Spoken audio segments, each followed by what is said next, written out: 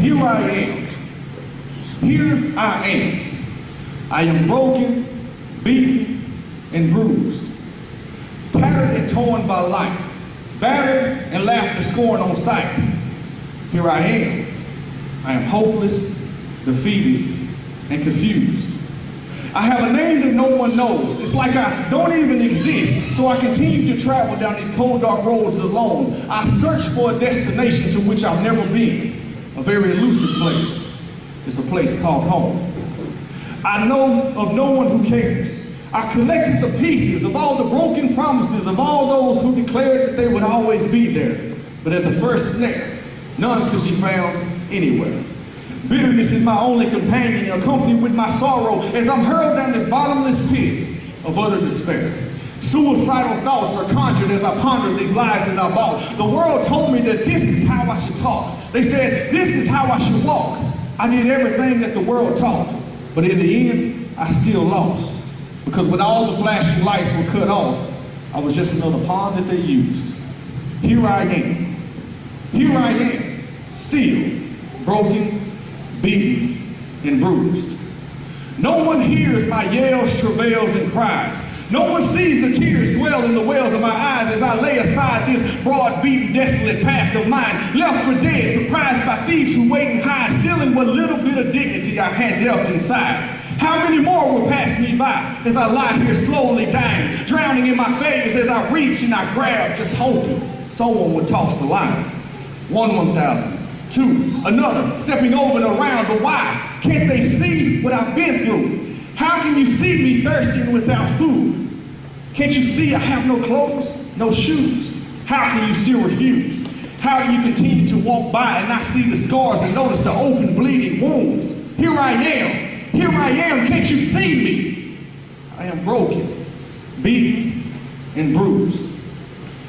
But then, just as I relinquish myself to sink deeper in my self-pity, I sense yet another sojourner, and he's trekking, inching closer, step by step. But with no hope left, I simply assume that he too would leave me upon the brink of death. But yet, I can hear him call. And it's a voice so still and so small that it could easily be written off as so soft that I almost mistake it for the wind. But yet now it goes loud and removes all shrouds of doubt. It's so profound that it sounds like it's surrounding me, but yet it's emanating from within. And I recognize it immediately. It's that same voice that's been pricking at me throughout the years repeatedly. Every time that I thought no one needed me, he was always right there. But like a fool, I thought he would not receive me.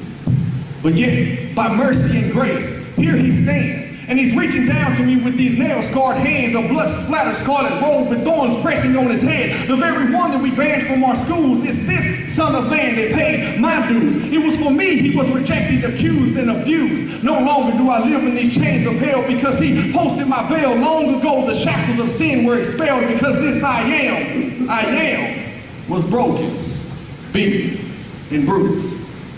He stands at the door knocking, waiting for any man to open. And I humbly accept his request because this heart that beats inside of my chest could feel by what he said next that he yearns to love me. He said, come unto me, all you that are laden and are heavy laden, and I will give you rest. Take my yoke and learn of me. You see, all my life, I had held him at a distance. I had even tried to deny his existence because as long as I was surrounded by my riches, there was no need for my submission as a Christian. And so after years of constant rejection, I questioned, why now? Why now would I be accepted with all of my bumps and scrapes, with all of my sins and all my waste, until I beheld the countenance of his face, and I understood that it was because of my suffering and disgrace that I became a prime candidate to receive his grace. For he specializes in taking the worst of the worst case, and he provides a way of escape, and then he turns them into something great so that only he can receive the glory and the highest praise. He says, they that be whole need not a physician, but they that be sick. And here was my healer, ready to relieve me of my plagues. So here I am, Lord. I am ready to give it all to you.